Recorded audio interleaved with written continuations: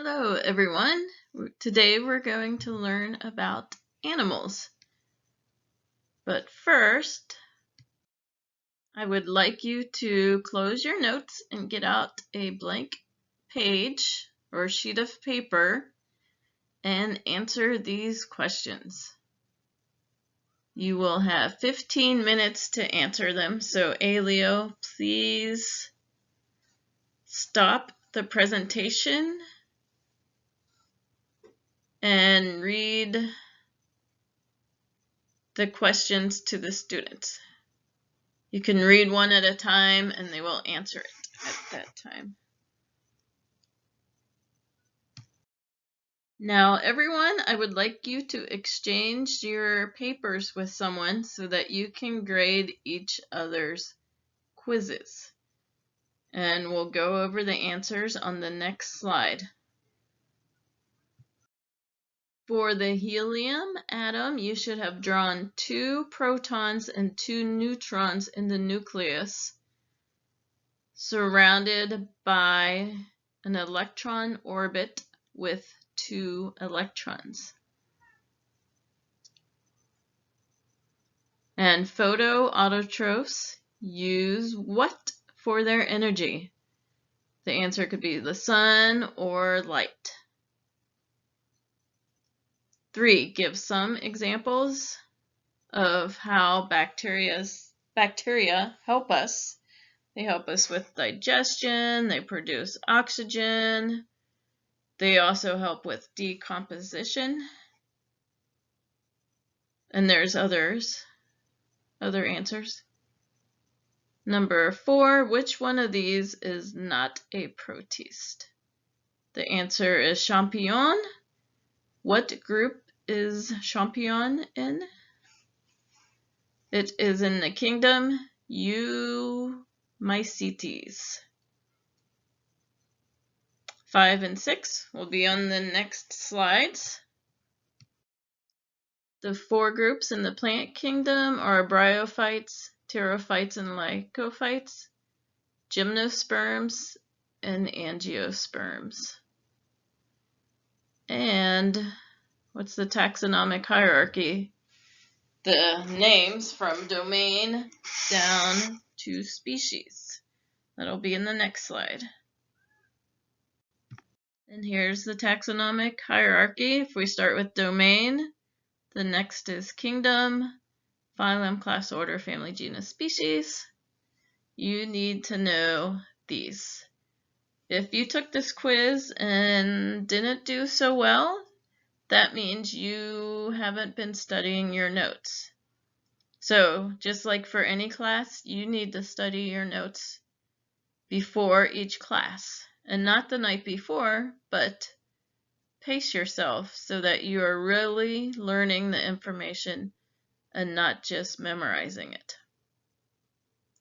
Now we will move on to the kingdom animal and looking at the characteristics, the different groups or phyla, and some animals of Haiti. Animals are eukaryotes that are multicellular and get their energy from ingestion. Therefore, they are heterotrophs. Here are some examples of feeding. Whales filter their food from the water, while caterpillars eat through their environment. Mosquitoes suck blood, and bears catch their food. Most animals have symmetry. Some, especially the marine invertebrates, have radial symmetry, such as the sea anemone. It does not have a left side or a right side, only a top or bottom. Others, like us, have bilateral symmetry, which means we have a back and a front, a top and a bottom, a left and a right. Animals reproduce sexually, which means that the female produces eggs and the male produces sperm that fertilizes the egg. The fertilized egg divides and becomes or forms a blastula, which is a hollow ball of cells. Here is the blastula. And it's not highlighting there. The blastula develops into a gastrula, or it develops a gastrula, which has an internal sac that becomes the digestive tract.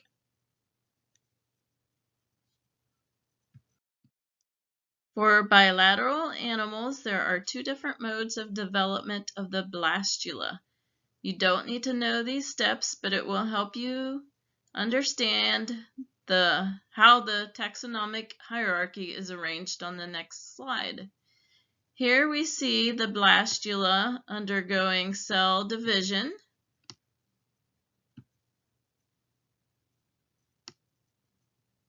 And forming layers that will become different organs. The ectoderm becomes the nervous system, the inner ear, and the eye. The endoderm becomes the digestive system, and the mesoderm becomes the muscle, skeleton, and circulatory systems. So if an animal is born with physical abnormalities, it might have started at this early stage. Finally, we have two openings that form. And what are these? It is the anus and the mouth. Notice how they are on opposite ends for the two different types of development. Here is a taxonomic hierarchy of the animals. First, we see those without tissue versus those with tissue. Those without tissue are the porifera, such as sponges. Within those that have tissue, we see a difference in the symmetry.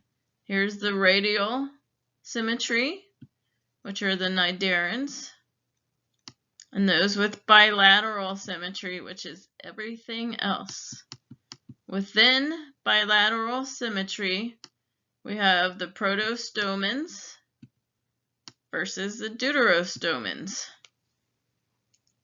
Within protostomans, we have those that do not molt versus those that molt their skin. Within deuterostomans, we have those without a nervous cord and those that do have a nervous cord. We will learn more about each of these groups. The phylum Porifera, or embranchement poriferae, are the sponges. These are the simplest animals, like l'éponge, Bob l'éponge, SpongeBob SquarePants. They lack true tissue, and tissue merely means a group of cells working together to perform a function. They don't have nerves or muscles. They don't have symmetry. Most live in the ocean, and a few live in freshwater. The phylum Cnidarans are radial animals that sting, such as jellyfish, Medusa, sea anemone, here, anemone, hydra, and coral. We'll learn more about coral in ecology. The tentacles contain stinging cells called cnidocytes. They have some nerve cells but no brain. Now we are getting into the animals that have bilateral symmetry. starting with the phylum Platyhelminthes. They have only one opening. They have a digestive cavity, but the mouth is also the anus. They have a simple brain and nerves throughout their body. One important species is tapeworm. Actually, all of these can cause diseases in people and animals. So here's more information about Platyhelminthes, because this will be important for you when you are dealing with sickness of your livestock. Planaria are free living.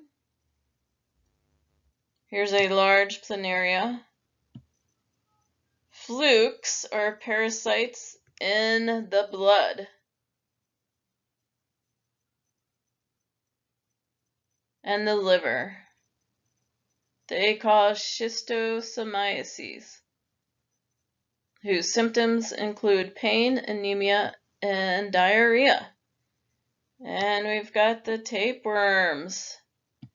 They're parasites, and they're found in the digestive tract of vertebrates. And they can cause this extended tummy.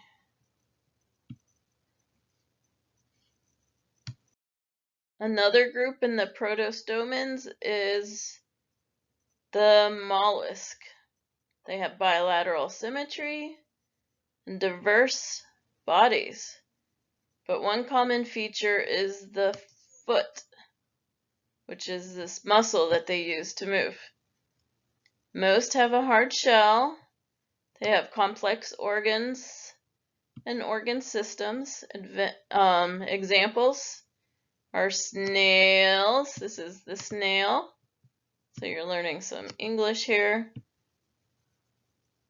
And slugs. This guy is a slug. Clams. We don't have a picture of that. Or oysters. There's an octopus, chatwoosh. And the conch lombi is a mollusk. And here is a poster about the conch shells, the conch animals, and they are endangered because people eat them and don't allow them to grow up to reproduce. So this is just a message to leave them alone. Don't eat them until they are very large and have already had their babies. Another protostoman is the phylum Annelid. These are segmented worms, which means their individual sections are repeated. They are found in the soil, the sea, and fresh water. They have a complete digestive tract and a simple brain. They have a closed circulatory system, meaning their blood is in vessels just like ours. In English, this is called a leech. This is a worm.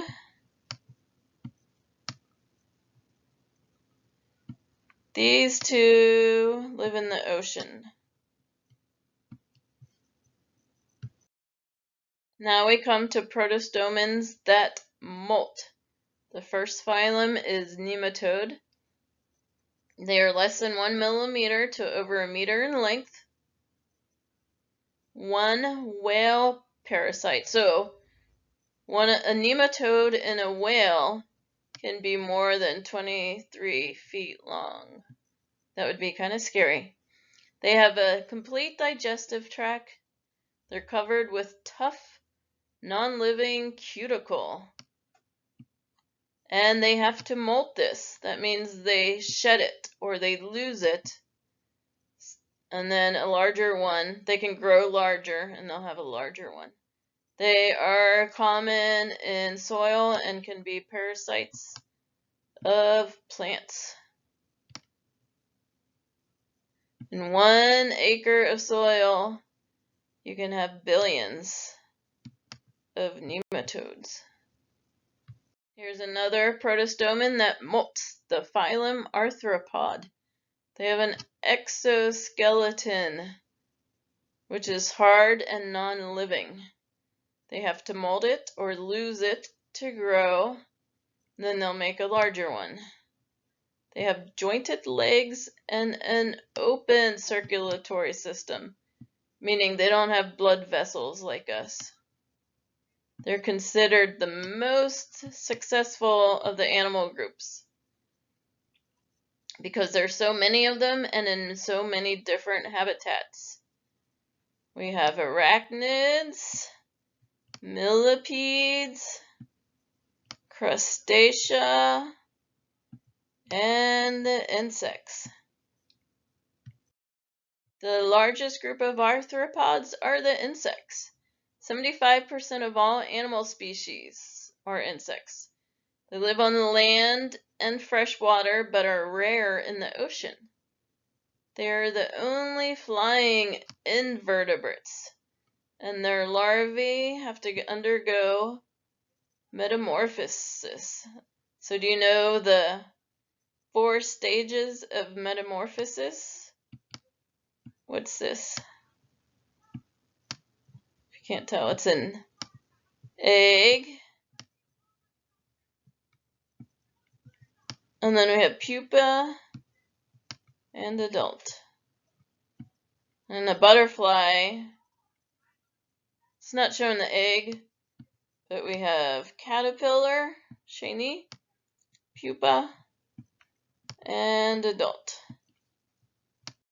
Now we're getting into the deuterostomes. This first group is called echinoderms.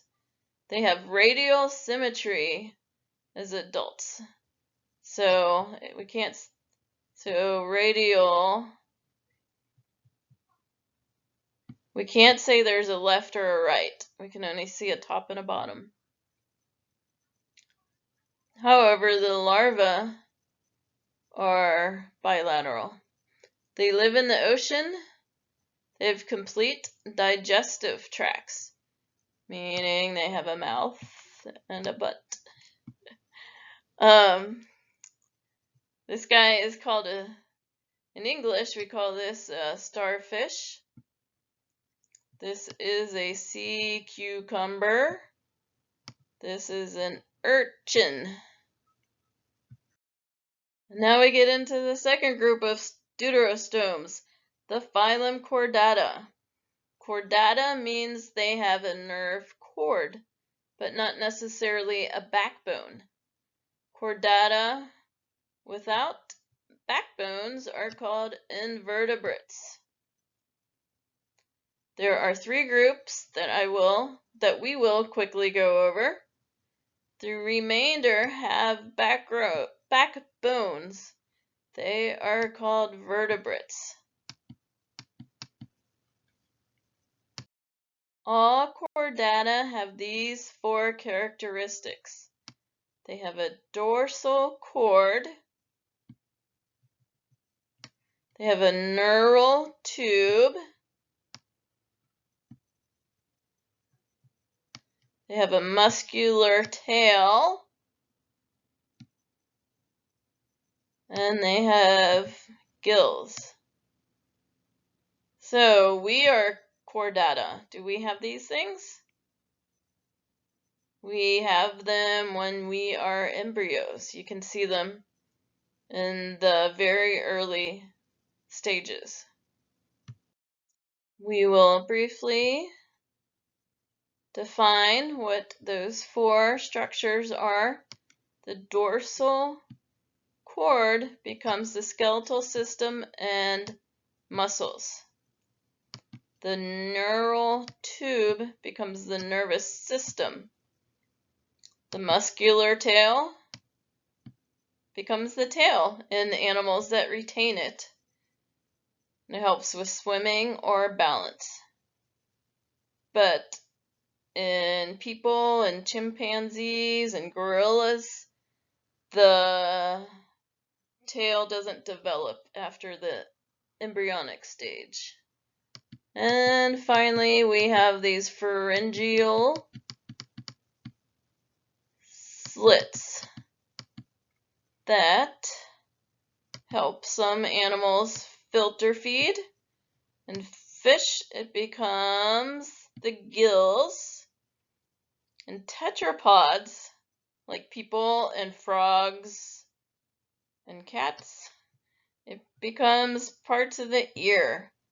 Tetrapods means 4 limbs. This shows a taxonomic hierarchy within chordata.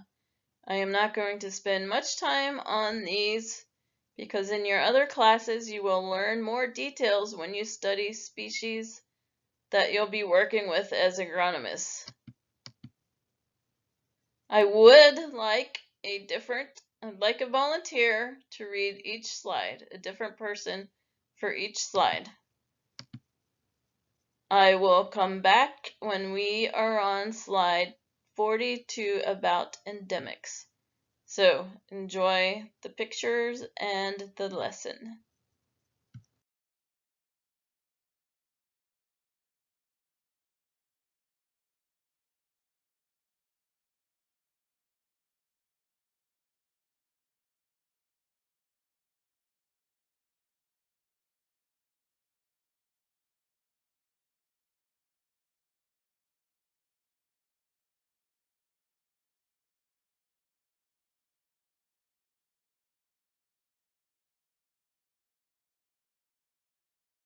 Hello again. What were the 3 groups of mammals? Which group will you be working with here in Haiti while you are working on livestock? Only the placental mammals, right?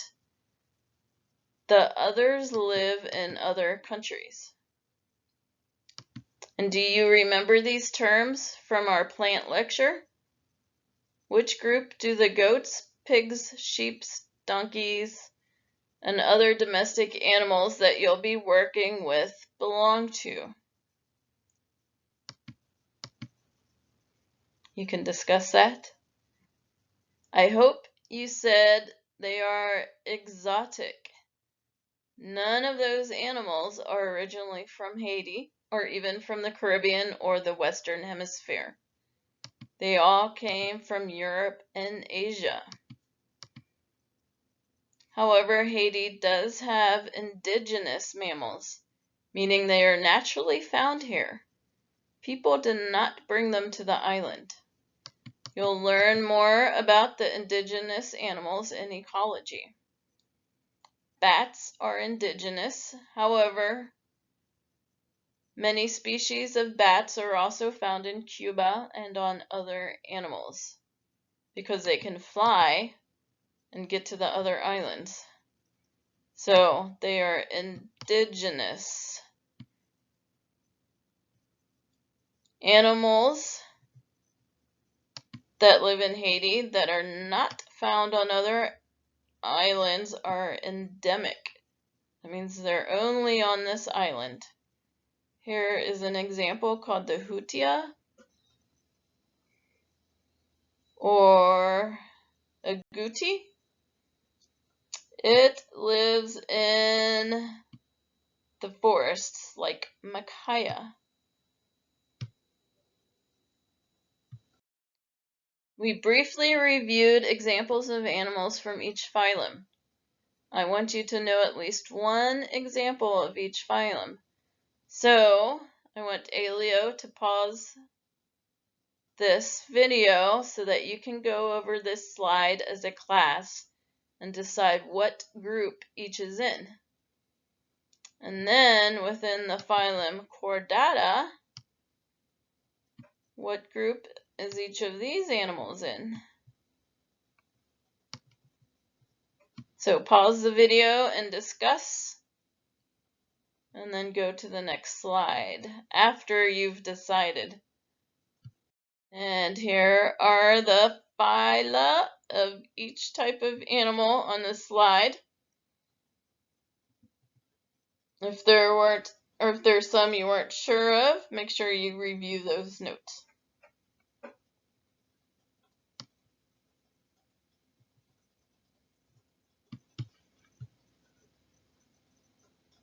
And this is the end of this video. We won't be doing the activity on this slide. So, goodbye.